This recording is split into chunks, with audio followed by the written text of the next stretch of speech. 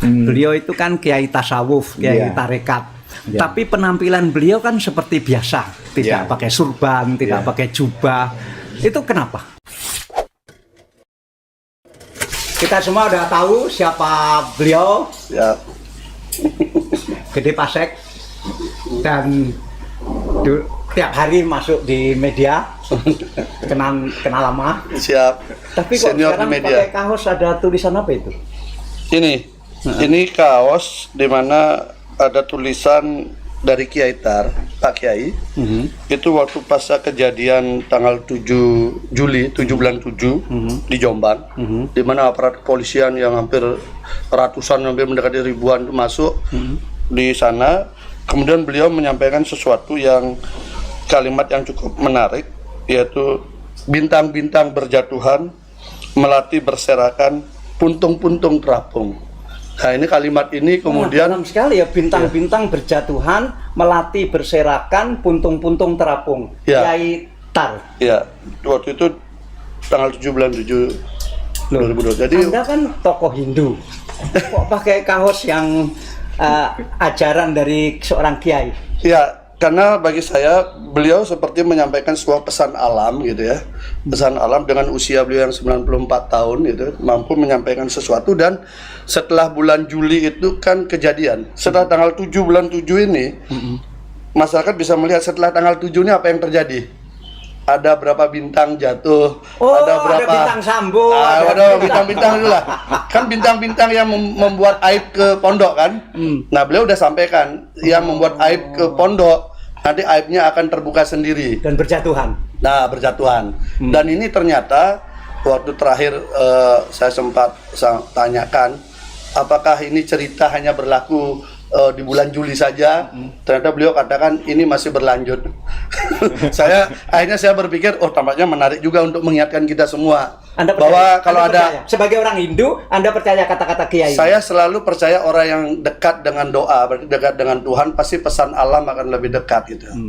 Itu jadi.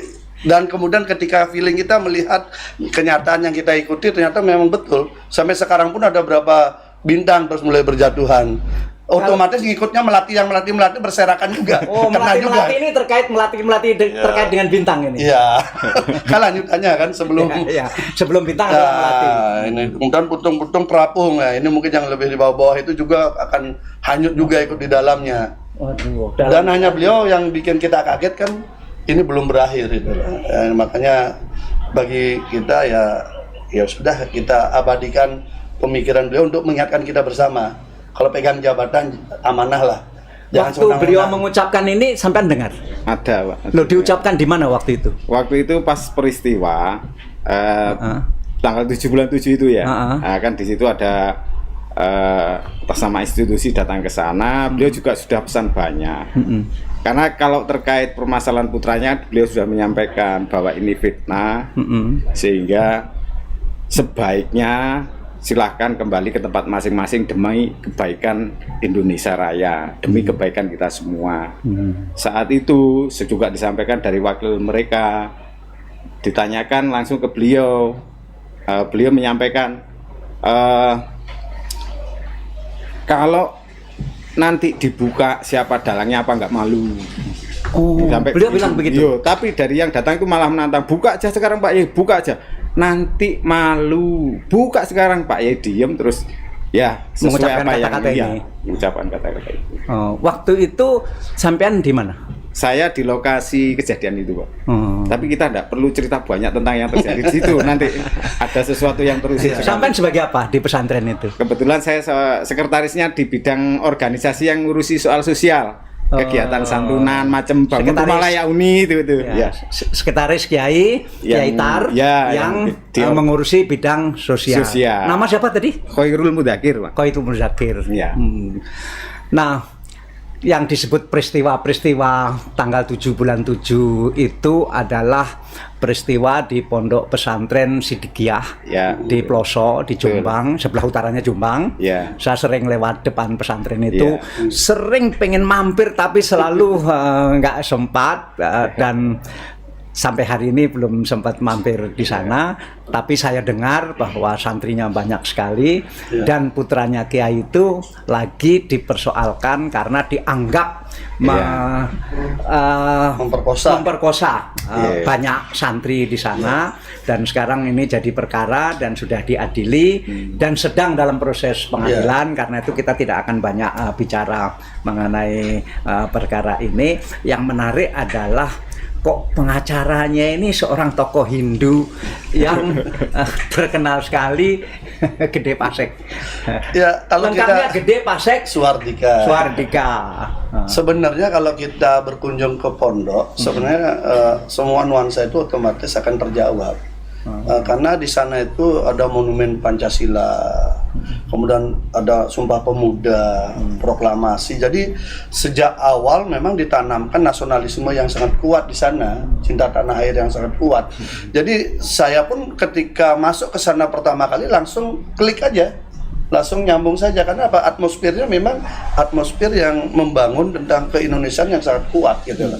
Sehingga walaupun saya anggaplah dari Hindu, tidak melihat Hindunya, tetapi seberapa kepedulian kita di dalam memperjuangkan keadilan itu yang ditakar oleh beliau. Sehingga saya merasa terhormat bisa mengabdikan segala kemampuan ilmu saya untuk mendampingi Mas Beki di dalam mencari keadilan. Dan memang kita temukan sebenarnya sangat gampang, masyarakat tuh lihat aja di Google, di searching apa berita awalnya. Awalnya itu kan belasan, puluhan santri di bawah umur itu dinaikkan, kemudian distempelkan predator. Otomatis kalimat ini menghipnotis banyak masyarakat untuk membenci, karena memang dunia ini kan dunia paling dibenci oleh masyarakat kan. Apalagi anak-anak. Apalagi anak-anak di bawah umur itu sangat dibenci. Nah, kemudian akhirnya mendapatkan tekanan dari berbagai elemen, termasuk lembaga-lembaga kita, dari KAI, Komisi Kejaksaan, Kompolnas, LPSK, semua. Ternyata akhirnya ketika berlanjut kasusnya sampai akhirnya hari ini di sidang, itu hanya tunggal korbannya. Hanya satu orang, usia 20 tahun waktu kejadian, dan hari ini 25 tahun.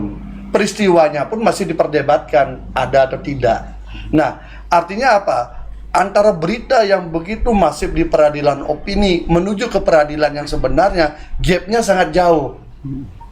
Ini yang kemudian harus kesannya kan memperkosa begitu banyak anak gitu. Iya, artinya itu ya.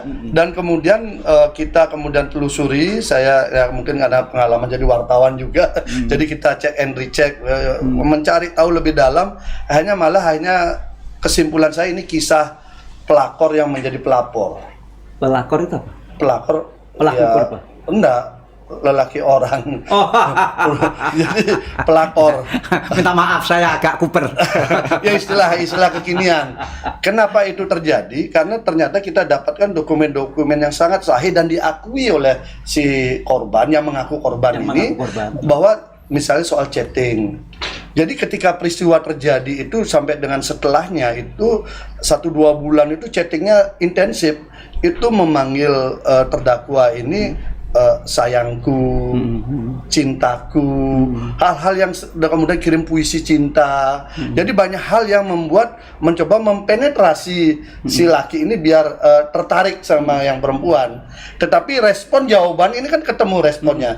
Respon jawabannya itu justru sebaliknya. Ada kekesalan lah, tapi tetap diladeni, tapi dengan bahasa-bahasa sudah kesal. Artinya itu. Kemudian ada juga mengirim foto.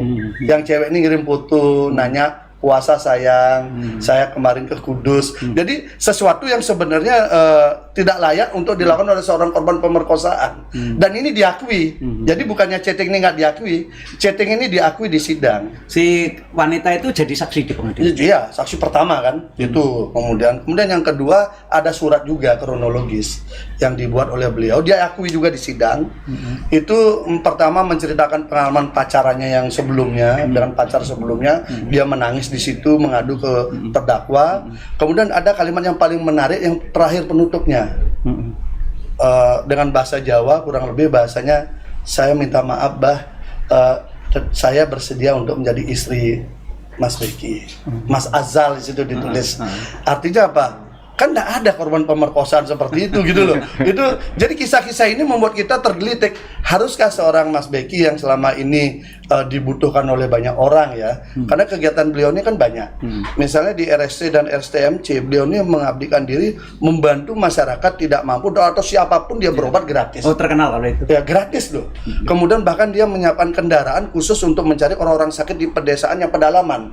Khusus untuk dibawa ke sana, kalau nggak sembuh dibawa ke rumah sakit dan dibantu pembiayaannya. Itu satu.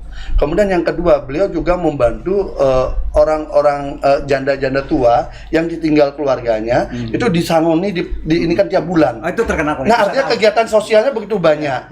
Belum lagi kemudian beliau harus bertanggung jawab untuk kegiatan mengembangkan pabrik rokok. Tapi kan antara tujuan dan kegiatan sosial kan memang ada hubungannya. Artinya kan begini, begitu banyak orang berharap dengan peran beliau. Hari ini beliau harus kemudian harus di dalam penjara. Ini kaitannya dengan apakah layak ditahan atau tidak ditahan. Begitu banyak orang berharap kegiatan itu beliau bisa hadir untuk membantu banyak orang. Kemudian beliau harus ditahan dengan kasus seperti ini. Gitu. Kalau misalnya beliau memang melakukan layaknya predator ya, banyak santri di bawah umur rasa banyak, silakan. Tapi kan problemnya kan tidak begitu.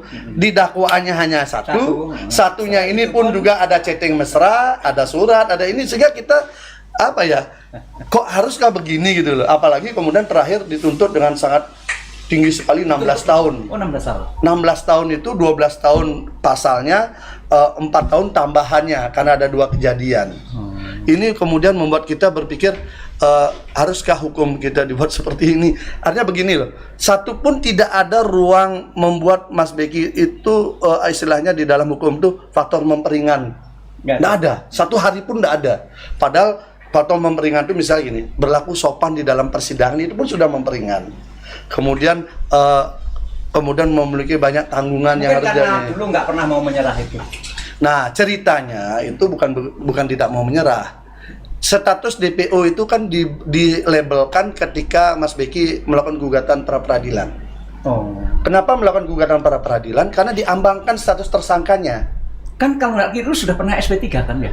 Iya, sudah pernah kasus SP3. Jadi sering Mas Beki ini langganan. Kalau kasus A nggak kena, lanjut kasus B. Kan lama-lama jengkel juga kan, warga negara diperlakukan seperti itu kan jengkel juga. Dan setiap kasus itu di SP3? SP3 dihentikan tanpa alasan yang jelas. Kemudian yang terakhir ini malah kebalikannya. Dari melapor nggak pernah diperiksa. Biasanya kan begini, kalau di dalam kepolisian itu ada Dumas, pengaduan masyarakat, diklarifikasi, kalau memenuhi syarat dinaikkan menjadi LP, kemudian penyelidikan dimulai, penyelidikan pun diperiksa dulu sebagai saksi. Ini nggak ada, semua tidak ada, langsung tersangka. Nah, bersamaan dengan itu, waktu itu Pak Kiai lagi sakit. Sehingga beliau lebih fokus mengurus Pak Kiai daripada mengurusi panggilan-panggilan rutin yang sekian tahun harus beliau hadapi. Nah, singkat cerita, label tersangka ini cukup panjang. Nah, waktu itu saya belum nangani ya. Saya nangani waktu itu sudah di sidang, tapi saya mempelajari.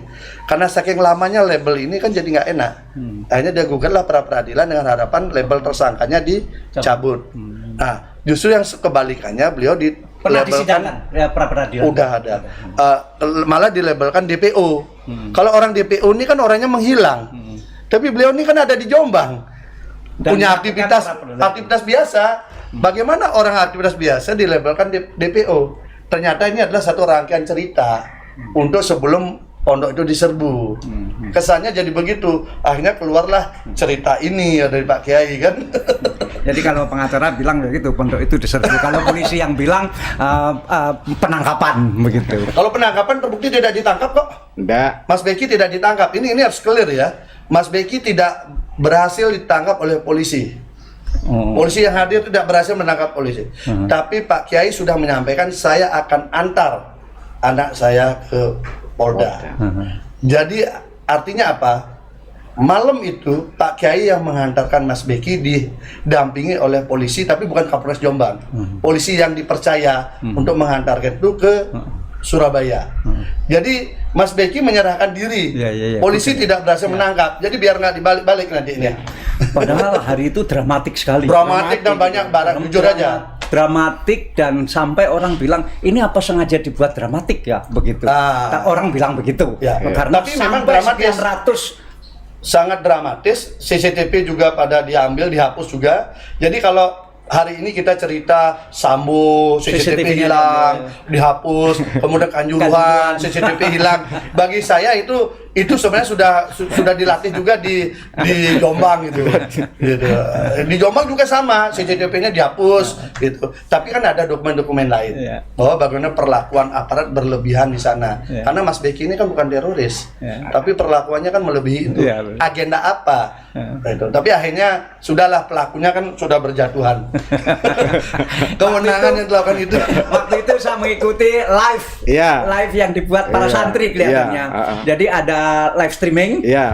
Jadi saya ikuti, pengen tahu, kan tegang sekali, tegang sekali sampai saya sesama orang dari pesantren, ini ada apa ini begitu, tinggal tegang sekali saya ikuti, luar biasa. Dari pagi jam 8 sampai jam 1 malam loh itu.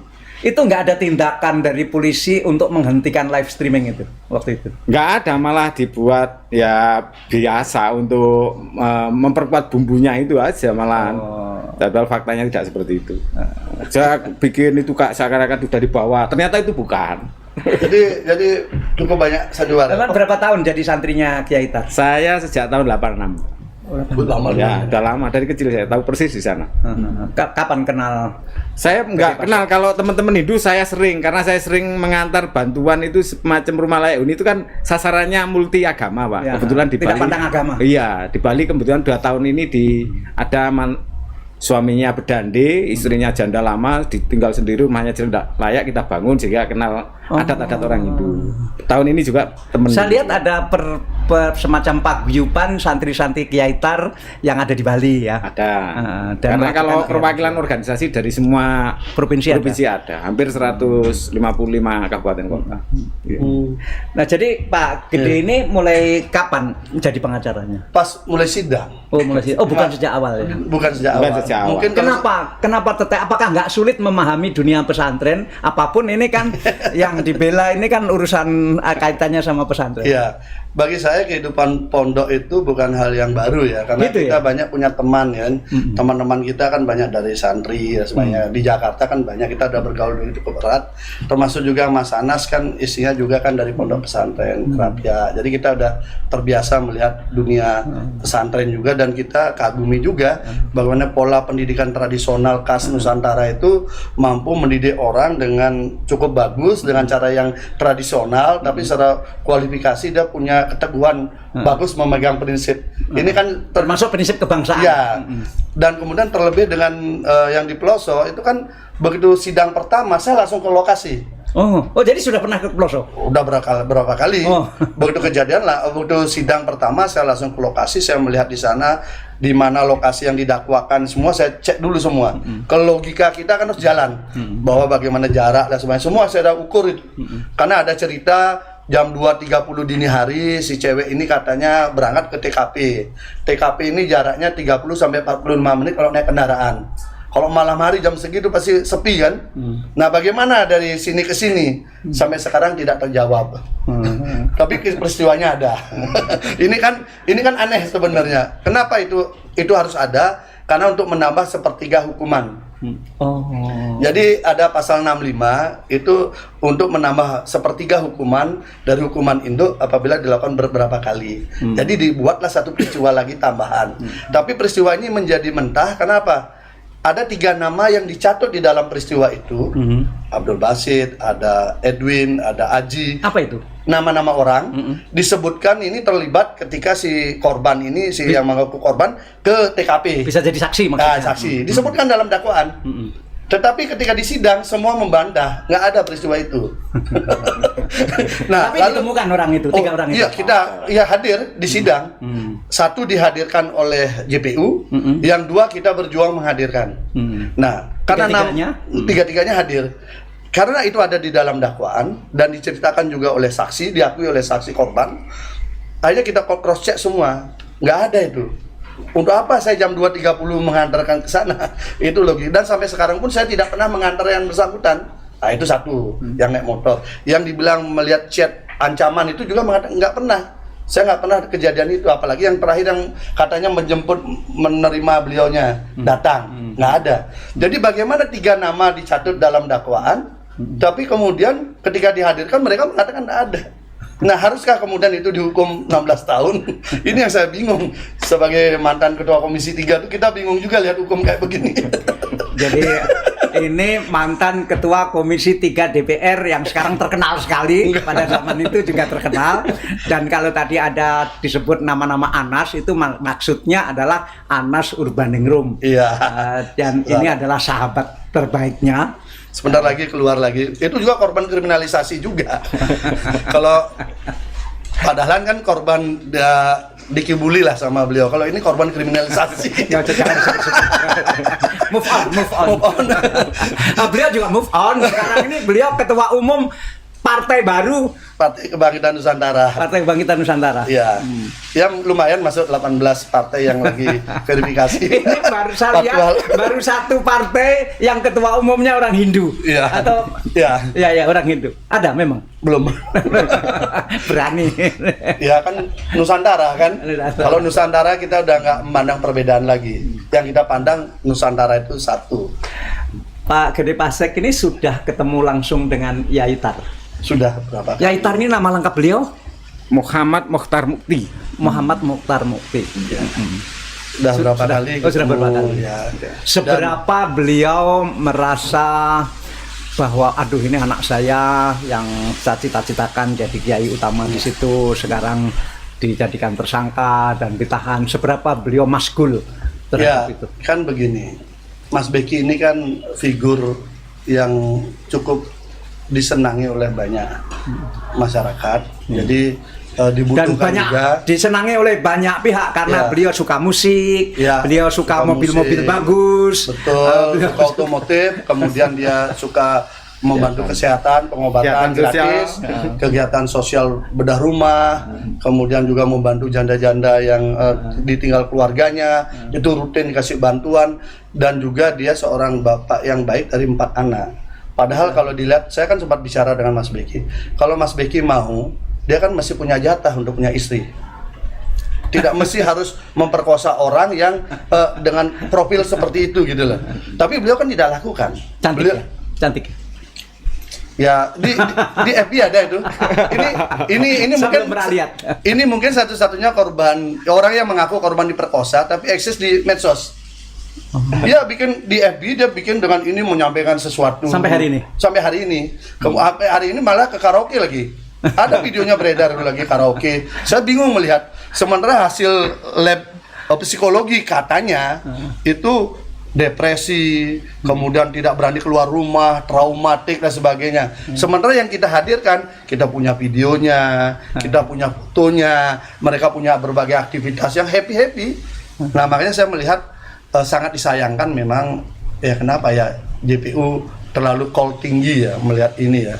Tidak melihat fakta sidang gitu. Ya, tuntutannya oke lah, kewajiban beliau menuntut, tapi kan tidak mesti harus seperti itu gitu loh. Yaitar ini kayak Mokhtar ini kan sudah lanjut ya.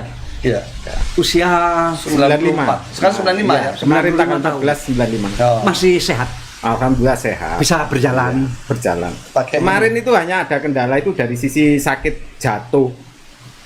Ini dari belakang ini ada geser tulang itu persis dengan turunnya tersangka Mas Beki. Jadi beliau jatuh, besoknya itu Mas Beki jadi tersangka. Ya seakan-akan kalau kami yang memahami itu direncanakan semua. Pak, Anda kan jadi santrinya sejak 86. Beliau itu kan kiai tasawuf, kiai tarekat. Tapi penampilan beliau kan seperti biasa, tidak pakai surban, tidak pakai jubah. Itu kenapa? Ya karena kebangsaannya. Karena kebangsaan. Karena beliau itu lebih memilih tidak mau kelihatan Timur Tengah. Tidak mau kelihatan Arab begitu. Jadi beliau itu lebih ke arah saya orang Indonesia beragama Islam. Bukan orang Islam. Jadi Indonesia dulu. Baru Islam kemudian. Sehingga dalam menyikapi terhadap lain agama kami ini saudara satu bangsa gitu saja. Oh itu ya. Iya. Saya lihat pakai hem biasa. Iya. Kan itu pakaian nasional kan. Pakai kopiah. Kopiah gitu saja. Bukan. Iya. Bukan ugel. Nah, intuisinya yang tinggi, yang membuat banyak orang tertarik kan, intuisi beliau cukup tajam sehingga bisa memandu gerak kehidupan seseorang. Dalam dunia itu, dalam dunia tarekat itu, intuisi tajam itu karena didapat dari ngelakoni itu melakukan tirakat yang luar biasa. Beliau kan suka tirakat jalan kaki jalan dulu kaki. Dari waktu muda jalan kaki. Kalau sekarang ini ya tirakatnya tinggal istirahatnya hanya 1-2 jam sehari semalam, makannya tidak lebih dari 3 sendok. Satu hari makan tidak lebih 3 sendok. Sekali makan itu. Jadi mungkin kalau jadwal rutinnya 3 kali ya 3 kali 3 sendok. 3 kali paling banyak itu. Sampai sekarang tidurnya enggak banyak istirahat. Setahu saya sih. Tapi kalau kalau aktivitas rutin ya seperti biasa. Jadi kalau pagi gitu ya masih ngobrol dengan. Ini kan beliau ini kan mursyid tarekat Sidikiyah, yang kemudian beliau peroleh Sidikiyah itu dari kiai di Banten, Mbah Su'aib Jamali. Su'aib Jamali, kemudian ujung-ujungnya kan di Abu Bakar Siddiq. Ya, karena itu disebut Sidikiyah. Iya. Ya. Betul sekali. Jadi kalau dari silsilah yang tersebut di dalam kitab Fathul Arifin itu beliau ke-38. Oh, mursyid ke-38. Ya. Karena wasilahnya harus jelas. Ya. Kalau dari sang gurunya beliau supaya mengembalikan nama aslinya, balikkan lagi ke nama Sidikiyah yang tersebut di Tanwirul Qulub, itu bahwa silsilah dari Abu Bakar Siddiq sampai Syekh Abu Yazid Bustami itu namanya Thariqat Sidikiyah. Ya. Jadi hanya mengembalikan namanya supaya tetap di awal. Setelah itu kan dinisbahkan nama-nama tokohnya sama daerahnya. Ya. Terutama yang di Parsi, yang di mana-mana. Nah, ini kan pesantren ini kan Pak Yai terganggu karena putranya jadi tersangka, ini reputasi yang begini besar, kemudian terganggu, putranya sendiri yang memimpin sehari-hari juga lagi ditahan. Sekarang aktivitas di Sidikiyah sehari-hari seperti apa? Kalau aktivitas berjalan seperti dulu-dulu sebelum pandemi itu, kegiatannya juga masih sudah pulih lagi setelah pandemi. Bahkan kemarin hari santri itu beliau memimpin langsung peletakan batu pertama untuk membangun masjid yang ala Uzbekistan modelnya. Oh, masih terus berkembang ya? Berkembang. Ya kemarin jam 10 tepat itu beliau berdoa untuk peletakan batu pertama masjid Uzbekistan. Jadi bukan ala Mekah, bukan ala Timur Tengah, tapi ala Uzbekistan. Jadi, kalau secara manusiawi dengan proses hukumnya Mas Begi ya terganggu secara manusiawi. Tapi beliau kan padahal kan tahu kalau selevel mursyid itu kan bagaimana kondisi rohaninya. Tapi acara kemarin ada santunan nasional juga. Ya, dan acara santunan nasional. Rutin kalau santunan nasional tiap tanggal 17 Maulud. Nah, sekarang kan ini sudah dituntut, sudah tahap tuntutan. Dan tuntutannya cukup tinggi, yang Anda bilang kol tinggi tadi. Mas Bekinya bagaimana mendengar tuntutan 16 tahun itu? Ya, saya melihat sebenarnya yang emosi itu tim PH malah.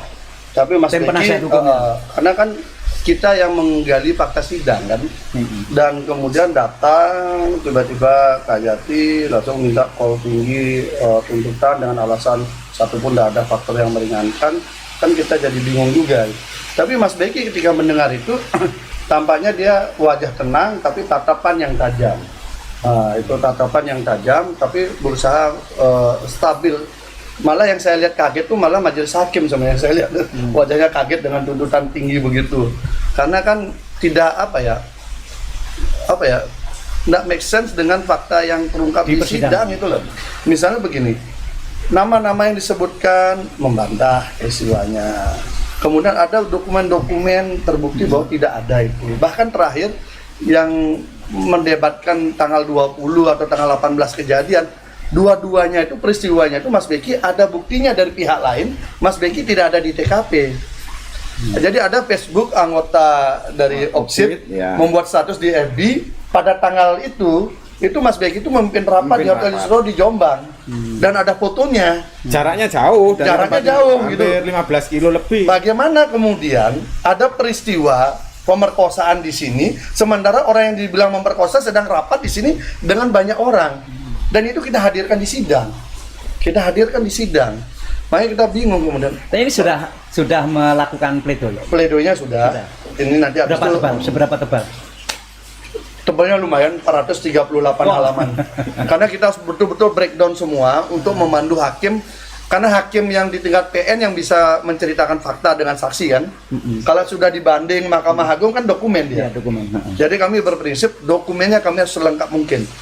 Karena kami berharap, anggaplah hakim pengadilan negeri ini seandainya punya keberanian, saya yakin bebas. Kalau keberanian ya. Karena parameter hukumnya kan sama, ilmu kita sama, pelajaran hukumnya sama, pasalnya sama, kuhapnya sama, cara mengukur sebuah alat bukti juga sama. Kalau itu dipakai parameter, saya yakin bebas. Tapi kan faktor hukum di Indonesia kan bukan itu saja. Ada faktor lain. Orang bersalah menjadi tidak bersalah, orang tidak bersalah bisa dihukum. Orang yang harusnya dihukum ringan dihukum berat, orang yang harusnya dihukum berat jadi ringan. Ya kita lihatlah. Kayak jaksa Pinangki misalnya melakukan itu hukumnya ringan gitu kan. Jadi ada juga yang ini. Jadi udahlah kita melihat itu fenomena itu, maka kita tidak bisa bicara hukum dari sudut ini kan itu. Makanya saya bilang antara yang di sini sama yang di sini tinggal keberanian hakim. Kalau hakimnya berani saya akan bebas. Tapi saya melihat selama sidang ketua majelisnya cukup bagus. Jadi saya akui ketua majelisnya cukup bagus di mana kami berdua jadi pihak PH dan pihak jaksa itu diberikan ruang terbuka semaksimal mungkin untuk menggali. Nah, kesempatan diberikan maksimal menggali ini bagi kami ini starting point yang bagus. Jadi hakim tampaknya ingin mengabadikan begini. Semua pihak merekam. Jadi perdebatan awal itu saya maunya rekamnya live. Hanya wajah orang dengan suara. Tapi hanya karena sidangnya tertutup disepakati suara saja. Jadi hakim merekam, jaksa merekam, kami merekam. Otomatis rekaman ini kan sama. Tidak mungkin dimanipulasi. Nah, saya melihat hakim mencoba menghadirkan objektivitas dari awal proses. Kemudian yang kedua, kita diberikan ruang yang sama. JPU bertanya silahkan 1 jam, Anda bertanya 1 jam. Kurang, tambah lagi 1 jam, atau 40 menit, atau 30 menit, sama. Silahkan. Terus diberikan ruang itu. Nah, ruang ini bagi kami sangat bagus, karena kami bisa mengeksplorasi fakta-fakta itu menjadi lebih mendalam. Contohnya begini, yang saksi yang aku korban nih, awal mula dia mengaku tidak tahu tulisannya siapa gitu loh. Pelan-pelan kita tanya dengan berbagai cara kita, kayaknya mengakui itu tulisannya dia, mengakui isinya dia.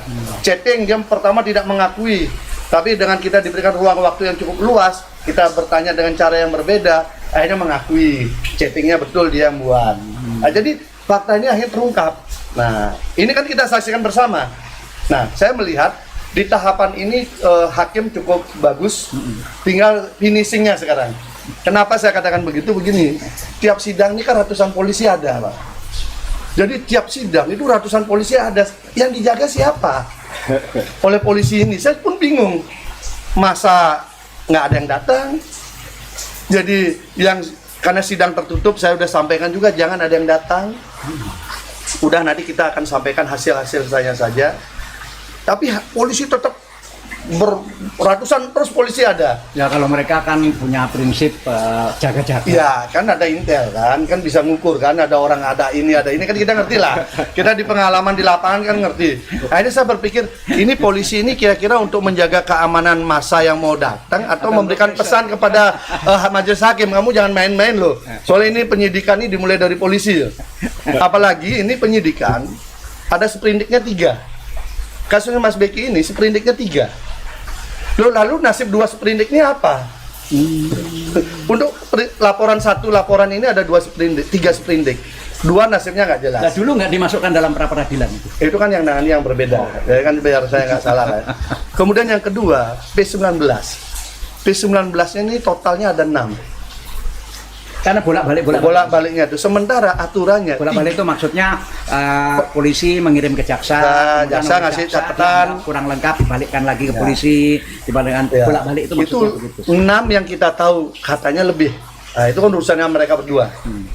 Dan kemudian ada aturan kalau sampai 3 kali, saya kira seluruh jaksa, polisi, penyidik tahu lah. Seluruh jaksa, penyidik seluruh Indonesia tahu, termasuk jaksa agung, hakim, mungkin dia tahu semua. Bahwa kalau udah 3 kali kasus sudah SP3. Ini kasus ini tidak. Tetap running ya itu kan. Nah, akhirnya yang kemudian dari penuntut umum sebenarnya sudah bagus. Penuntut umum yang lama ya, catatan-catatannya bagus karena dia meragukan ini Jombang melakukan visum gitu misalnya. Visumnya 3 kali surat visum dari Jombang, semua pro justisia, kan meragukan jadinya kan, karena ada hasil berbeda satu. Dimintalah visum ulang di rumah sakit di Surabaya, Bayangkara. Artinya kan mau cari pembanding. Artinya langkah P19-nya jaksa ini benar, tapi ditolak oleh pelapor. Oke, itu. Yang kedua, mungkin karena begitu ada usulan lagi, coba pakai lie detektor. Sambo kan pakai lie detektor. Pakai lie detektor. Oke. Si tersangka ini, terdakwa sehari ini, Mas Beki, saya mau lie detektor, tapi berdua ya. Nah, di dalam peristiwa lie detektor yang kita tahu, biasanya korban yang paling semangat, terdakwa atau tersangka ini yang mengelak, karena pelaku kan. Ini kebalikannya. Mas Beki minta silahkan lie detektor, tapi bareng-bareng biar ketahuan siapa yang bohong. Ini yang menolak. Artinya apa? P19-nya JPU sebenarnya waktu itu sudah bagus. Sayangnya menolak, tapi kasusnya tetap dibawa ke pengadilan. Ini yang jadi aneh gitu loh. Berarti ada kekuatan di luar itu yang menekan, kan begitu. Saya nggak usah cerita tentang tukang cat lagi lah. Jadi ini fakta. Jadi dokumen-dokumennya otentik dan orang-orang semua bisa nguji. Coba sekarang tanya semua JPU. Kalau misalnya 3 kali bolak-balik P19, apa tindakan yang dilakukan? Pasti SP3. Nah, tanya juga penyidik. Kalau saya 3 kali bolak-balik, apa yang dilakukan? Pasti SP3. Lah ini 6 kali lebih, kok berlanjut ke pengadilan? Nah inilah kisah yang hari ini kita sedang tonton ini. Kalau di mata santri Pak, seberapa santri terganggu oleh peristiwa ini? Kalau peristiwa ini kan sebenarnya sudah lama, jadi berusaha itu memangkas nama baik Mas Beki ini dengan pola-pola fitnah ini. Makanya kami ini keyakinannya kami pesantren ini kuat bahwa ini fitnah gitu loh. Cuma detail jelasnya terbukti di fakta sidang yang disampaikan Pak Pasek ini kami baru paham. Karena menurut pandangan kami itu sudah tidak mungkin terjadi di situ. Sejak kapan fitnah-fitnah itu mulai dibangun? Kalau dari sisi Mas Beki sendiri itu sebenarnya dari kecil. Oh iya? Iya, Sejak masih kecil sudah itu difitnah. pernah dituduh ngintip orang kamar mandi, dilaporkan ke beliau sampai dihukum. Padahal tidak terjadi. Yang hukum siapa? Pak Yai? Pak Yai kan, karena begitu ada laporan tanpa diusut. Karena kan laporannya kan ada ini langsung dihukum, itu sudah kecil, dibully nama baiknya itu. Tapi ujung-ujungnya ya di saat ini saat semua mau dianggaplah orang sukses ini kan ya, dari semua sisi kan pengaruhnya juga kuat. Seberapa sukses sih sebetulnya Mas Beki itu Pak? Kalau pandangan kami sih ya luar biasa ya, karena tapi waktu dekat ini dari mulai kan punya banyak perusahaan ya, cuman punya kan kalau Ferrari ya, punya Lamborghini. Sekarang kan nggak ada kan itu. Jadi lebih banyak hasil usahanya ini diarahkan ke pembangunan dan kegiatan sosial. Sehingga bagaimana hubungan Mas Beki dengan istri muda beliau? Ya otomatis kurang baik karena memang istri muda bapaknya maksudnya. Ya karena yang sumbernya itu dari istri muda itu. Tapi beliau kan sudah nyampaikan itu sudah mantan keluarga, mantan anak. Sudah tidak dianggap sebagai istri lagi. Sudah enggak. Tapi tidak resmi cerai. Ya karena tidak resmi juga nikahnya. Oke. Setahu saya, mohon maaf ya, setahu saya. Nikah agama. Kalau di kakak memang dari dokumen sidang kakak itu hanya dengan punya isop saja. Kalau saya tahunya kan dari otentik itu toh Pak. Iya. Kakaknya hanya beliau sama ibunya Mas Beki. Mas, kalau kita bicara istri muda itu jangan dibayangkan istri muda itu umur 17 atau 22. Meskipun istri muda tapi sebetulnya kelihatannya lebih tua dari istri yang pertama. Kelihatannya. Mungkin ya, istri duluan sama istri belakangan gitu. Karena selisihnya memang 5 tahun. Jadi memang lebih tua. Lebih tua. Lebih tua dari istri katanya lebih lebih belakangan kan makanya. Jadi saya duluan sama belakangan ya. Gitu. Bukan dua sama muda jadi. Dari sisi sana kan anaknya juga banyak. Emang nggak ada yang kerja keras cuma Mas Begi aja. Nah, posisi Mas Begi sebagai anak tunggal saya kira menjadi mungkin utama. Ya ini pelajaran bagi semua orang kalau punya istri dua seperti itu, rumahnya jangan berdekatan. Oh iya. Ini rumahnya gandeng. Ya, rumahnya gandeng. Gandeng. Ya, mungkin sekarang, jadi sekarang udah enggak. Sekarang udah enggak. Selama ini. Rumahnya gandeng. Ketika masih sesama menjadi istri mungkin nggak apa-apa, tapi ketika yang di sini anaknya sudah banyak, yang di sini anaknya sudah banyak, itu memang bisa timbul banyak masalah. Sebenarnya tidak ada masalah. Kalau nggak ada masalah, kalau nggak ada bibit-bibit sakit, nggak toma, nggak serakah kan nggak ada masalah. Sebenarnya sudah dibagi juga ya. Iya kan Pak Yai itu perhatiannya luar biasa. Meskipun situasi seperti itu masih diberi rumah. Artinya bahkan beliau istri yang muda itu juga diberi rumahnya juga banyak. Rumahnya juga banyak. Tanahnya juga banyak. Jangan dikira itu kayak orang ditelantarkan gitu ya, enggak. Beliau luar biasa adilnya. Bahkan kalau ditanya Pak Yai itu membelanjakan lebih dari belanja, dihabiskan 7 turunan enggak habis itu. Cuma karena Mas begini lagi di akhir-akhir ini kan lagi naik top lah. Pak Daglang kan tahu juga kan. Karya beliau Meta Fakta sama Oxytron itu kan menarik juga. Beliau memang pintar organ ya. Iya, pintar, tapi setahu organ saya atau gitar? Semua musik itu kelihatannya. Semua musik ya. Organ paling dikuasai organ. Tapi memang beliau itu kan berhasil menciptakan Metafakta dan Oxytron ini dengan pola bagaimana melakukan refresh dan pengobatan dengan pendekatan frekuensi, gelombang, cahaya dan suara. Nah, itu dia teliti sampai kemudian sudah mendapatkan dari Kumham. Nah, kisah ini kemudian dibelokkan seakan ini klinik magis yang kemudian ke dukun-dukunan untuk di kasus ini gitu loh. Padahal ini masa Kumham mengeluarkan urusan perdukunan kan tidak mungkin. Jadi ini murni hasil riset dia secara ilmiah karena dia menyukai musik, healing lewat musik, healing lewat suara dan cahaya. Saya pun pernah nyoba. Jadi karena biasa kita wartawan nih kan mantan wartawan nih kan ingin nyoba kan. Ketika saya lelah, saya datang situ tuh di terapi begitu. Kemudian memang berpindah tidur, memang badan jadi segar. Jadi ada Mas healing. menguasai healing. Healing dengan metode frekuensi. Ya, frekuensi dan suara dan cahaya. Suara dan cahaya. Sehingga cahaya itu berubah-ubah dan kita kemudian berpindah-pindah sesuai dengan arah itu. Nah, dan saya rasakan sendiri, memang badan jadi lebih segar. Dan paling enggak kan psikologis kita diobati kan. Nah, ini sangat ilmiah, tapi dibelokkannya itu ke klinik. Beliau Pak Yaitar tahu bahwa Anda pakai Pak kaos ini. Ya. Pernah baru bertemu beliau memakai kaos ini. Ini baru selesai. Oh, baru selesai. Tapi sama Bu Nyai saya sudah sampaikan. Saya mau membuat ini, kemudian beliau sampaikan, oh ya silahkan. Dan ini sekarang tim hukum semua pakai dan mungkin tampaknya akan banyak yang pakai. Untuk saling mengingatkan orang-orang punya jabatan yang sudah angkat bintang, yang masih melatih, amanahlah dengan jabatannya karena itu milik rakyat. Kalau dia tidak amanah, maka dia pasti akan berjatuhan pada saat. Jadi bintang-bintang berjatuhan, melatih berserakan ini terjadi berapa hari setelah beliau mengucapkan itu ya? Hanya berapa hari? Sejam Pak, kan waktu itu peristiwa tanggal 7 bulan 7, peristiwa Sambo tanggal 8 9 kan masih ditutup, hari Seninnya baru terbongkar meninggal. Gitu ya? Iya. Hitungan hari kan, hitungan hari. Ya kita lihat nanti apakah masih banyak bintang yang jatuh dan melatih yang berserakan. Terima kasih Pak. Sama-sama.